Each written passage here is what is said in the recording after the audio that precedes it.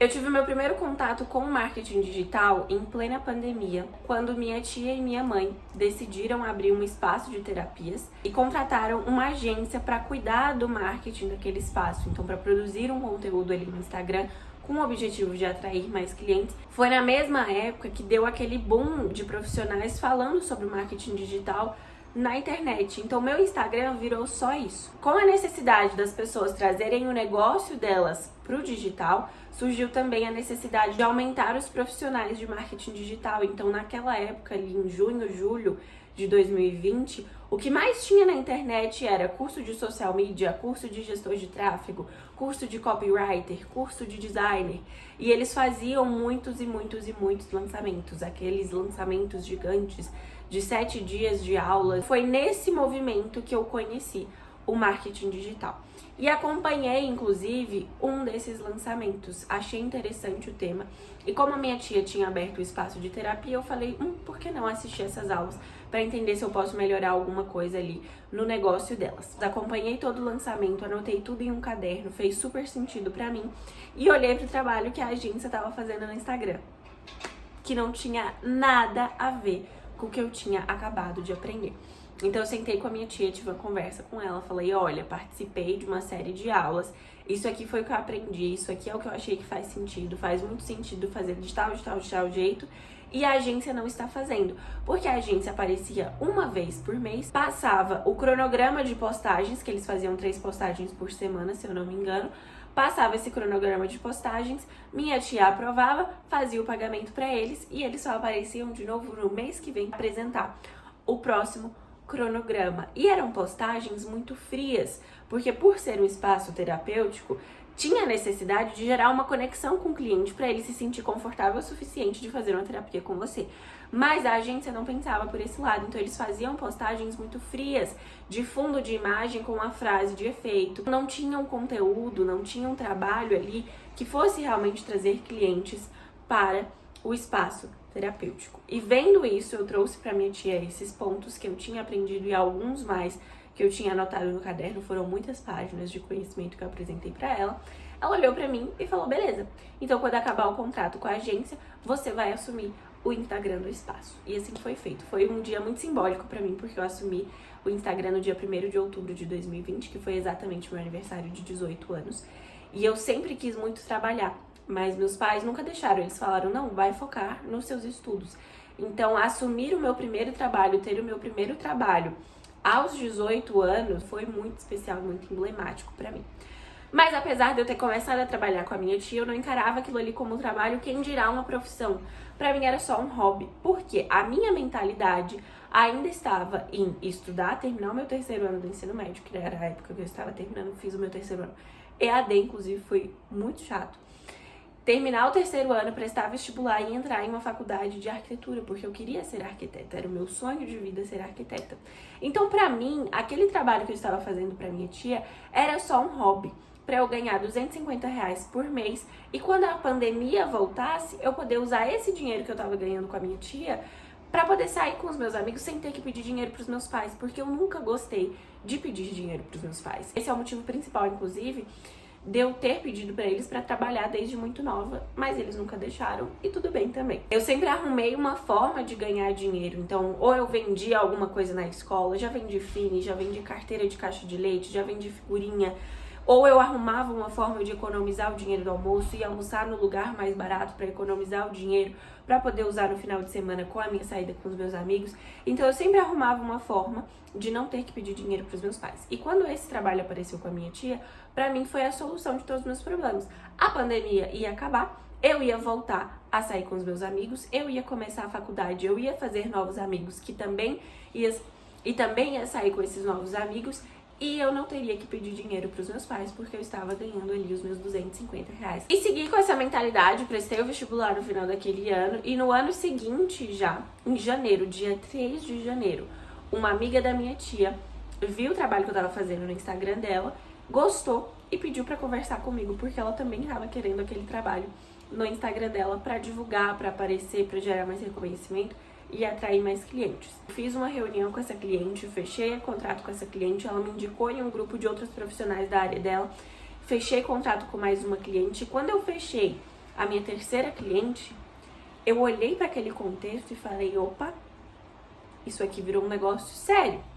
Isso aqui pode ser a minha profissão. Porque uma pessoa que não estava ganhando nada, passou a ganhar R$ 1.250 por mês, é um salário mínimo. Então, isso aqui tem futuro. E aí foi quando eu desisti da faculdade de arquitetura, porque eu gostava muito do trabalho que eu estava fazendo com a minha tia, mas entender que aquilo ali poderia ser uma profissão e encarar aquilo ali como o meu trabalho, eram duas coisas completamente diferentes para mim na época. Então eu entendia que era a minha profissão, mas eu não tinha horário para trabalhar, eu não tinha horário para conversar com os clientes, eu não tinha horário para cumprir as demandas e enviar as demandas, eu não tinha prazos, eu não tinha metas, eu não tinha o mínimo de planejamento, eu não me importava em como eu me vestia, em como eu trabalhava, em que lugar eu trabalhava, ficava de pijama o dia inteiro, trabalhava da minha cama, trabalhava altas madrugadas assim, conversava com o cliente 2 horas da manhã. Então não tinha uma organização, não tinha um formato de trabalho. Só que por conta dessa rotina, eu não conseguia sair do lugar. Então, depois de ter fechado essa terceira cliente, eu estagnei. Então, eu passei meses sem conseguir fechar uma nova cliente, apesar de estar prospectando, apesar de estar produzindo conteúdo na internet, apesar de estar fazendo reels de dancinha. Então, eu tava, na minha cabeça, eu tava fazendo tudo certo, mas eu estava estagnada. E aquilo ali começou a me gerar um incômodo muito grande, porque eu já tinha entendido que aquela era a minha profissão. E se era a minha profissão, eu não queria ficar ganhando para todos sempre R$ 1.250 por mês. Eu queria escalar e eu sabia que tinha a possibilidade de escalar dentro da gestão de tráfego, que aquele trabalho era muito bom e que tinham outras profissionais que começaram na mesma época que eu, que já estavam fazendo seus 5, 6, 7 mil reais por mês. E era aquilo que eu queria pra minha vida, mas que eu não estava conseguindo e eu não sabia o porquê. Foi quando eu comecei a investir em outros cursos para entender por que aquilo ali estava acontecendo e fui percebendo que exatamente por não ter nenhuma rotina, não ter nenhum compromisso com aquilo que eu estava fazendo, não lidar com aquilo ali como um trabalho, como a construção do meu negócio, eu estava estagnada. Uma frase que mexeu muito comigo, que um dos meus mentores falou na época, foi: se você estivesse trabalhando para outra pessoa, você estaria trabalhando de uma forma diferente? E aquilo ali explodiu a minha mente, porque eu estaria fazendo as coisas completamente diferentes. Se eu trabalhasse para outra pessoa, se eu trabalhasse como servidora pública, se eu estivesse trabalhando em um regime CLT, eu teria horário para entrar, eu teria horário para sair, horário de almoço, eu teria prazos, eu teria metas, eu teria planejamento, eu teria a divisão, a organização das minhas demandas de acordo com os dias da semana que eu estava trabalhando. Eu não falaria com o cliente de madrugada, eu falaria em horário comercial. Eu não apareceria no meu trabalho descabelada, eu me arrumaria para sair de casa e aparecer no meu trabalho. Eu não me comunicaria de qualquer jeito. Então, quando eu percebi que trabalhando para outra pessoa, enriquecendo outra pessoa, eu faria de um jeito completamente diferente, eu olhei pro meu contexto e falei, cara, se eu faria isso para outra pessoa, se eu me comportaria desse jeito para outra pessoa, colocaria mais dinheiro no bolso de outra pessoa por estar preocupada com esse comportamento que eu tinha, por que que eu não estou fazendo isso para mim, para colocar dinheiro no meu bolso? Então, se hoje você está estagnada, assim como eu estive, nesse momento, na gestão de tráfego, você não consegue aumentar o seu faturamento como gestora de tráfego, para e pensa, coloca no papel, pega papel, caneta e coloca. Se eu estivesse trabalhando para outra pessoa, se eu fosse uma servidora pública, se eu estivesse trabalhando em um regime CLT, como eu iria me comportar? E analisa o contexto atual de como você está se comportando e veja se essas duas listas batem.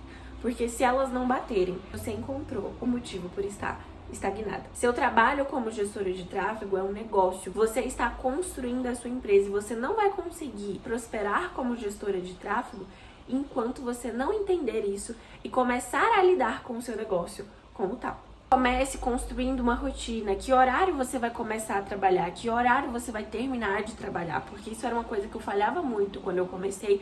Eu não tinha horário para começar a trabalhar, eu não tinha horário para terminar de trabalhar. Então, muitas vezes eu passava o dia trabalhando. Eu virava noites e mais noites trabalhando, porque eu não colocava um limite.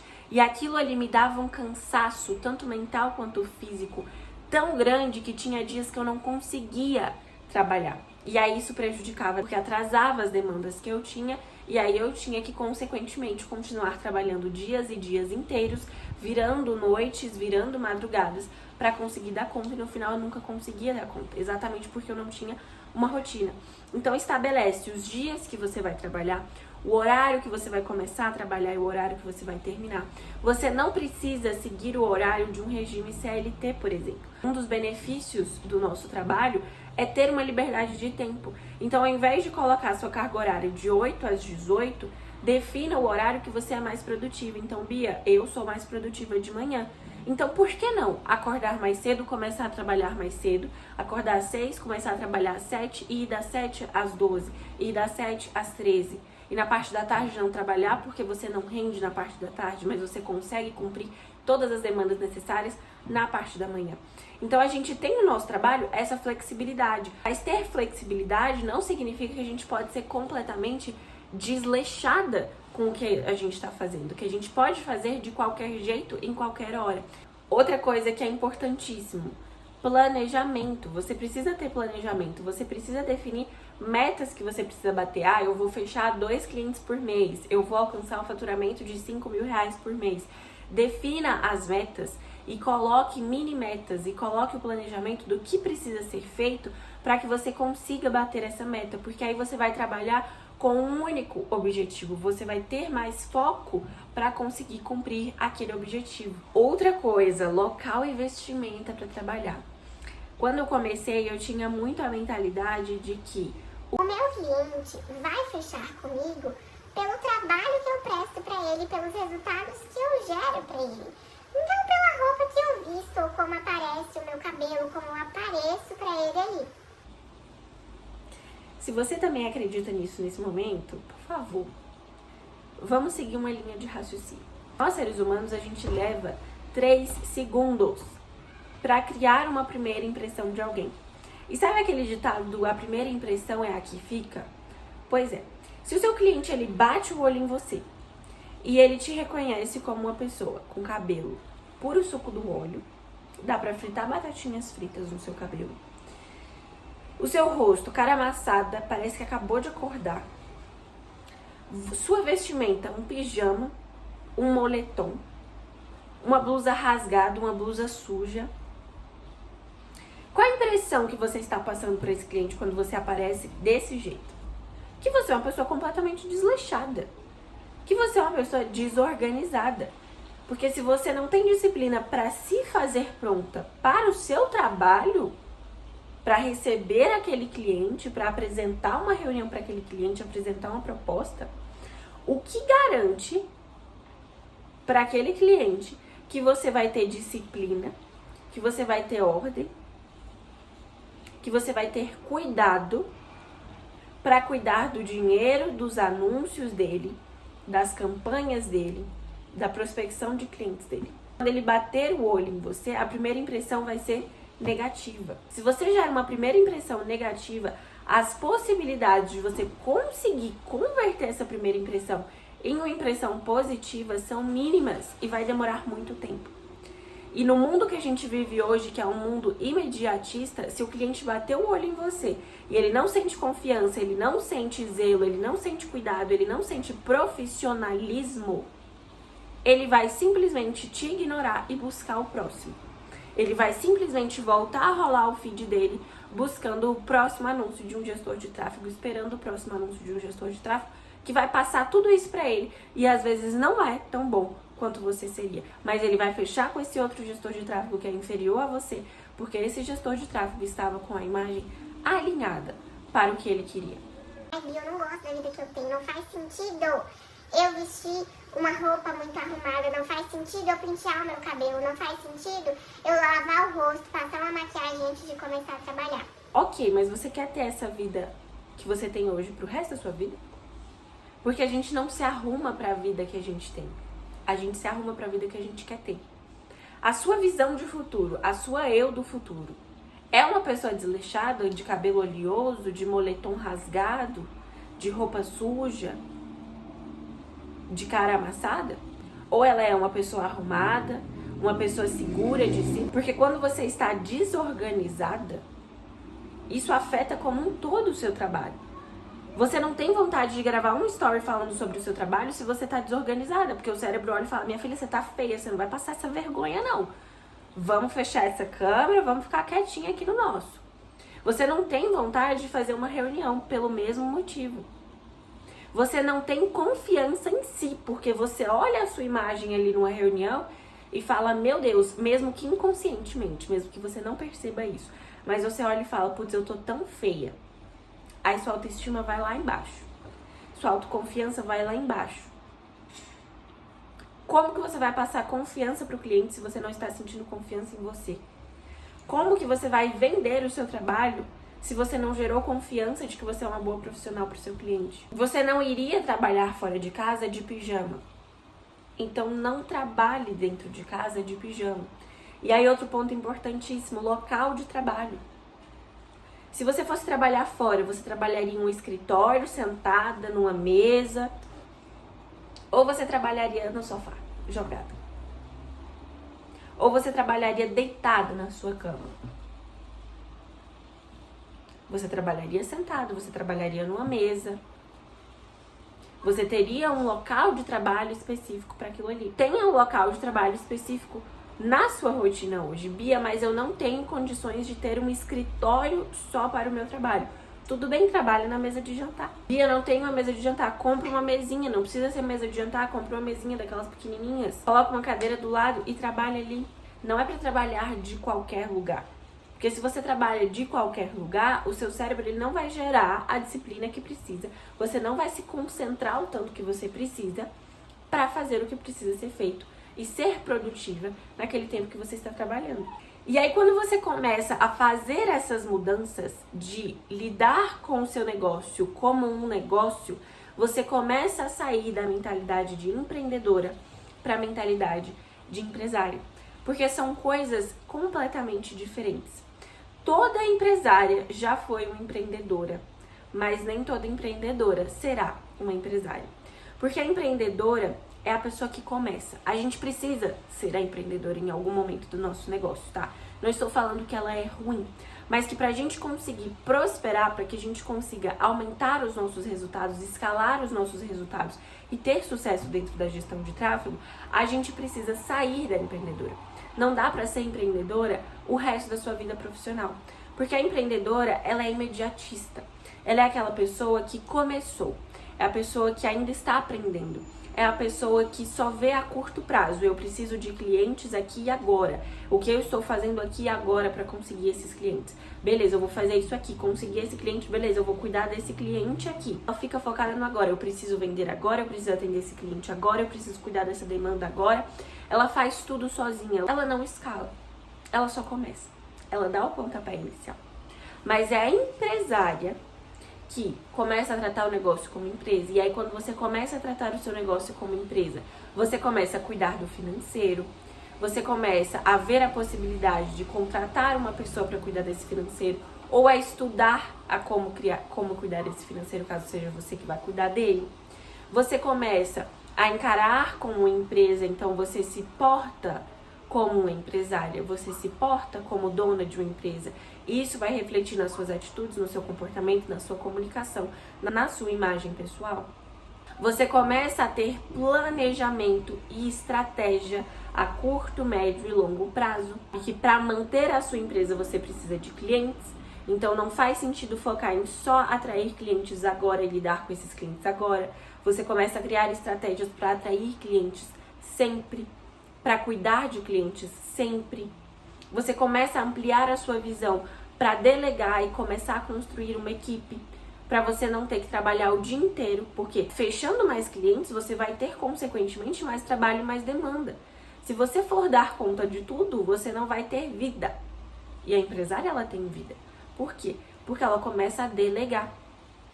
Então, aumentou o faturamento, ela aumenta as contratações, para que ela faça mais dinheiro em menos tempo.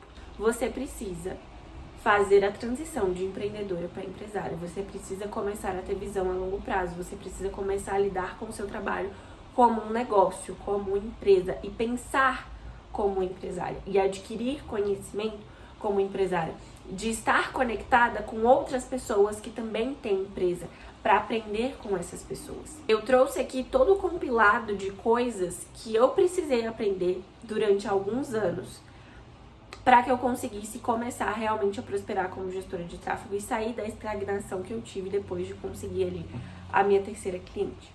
Eu espero que você tenha gostado, eu espero que você tenha anotado isso daqui. Se você gostou, deixa o gostei aqui embaixo para o YouTube alcançar outras gestoras de tráfego que também estão precisando ver esse vídeo.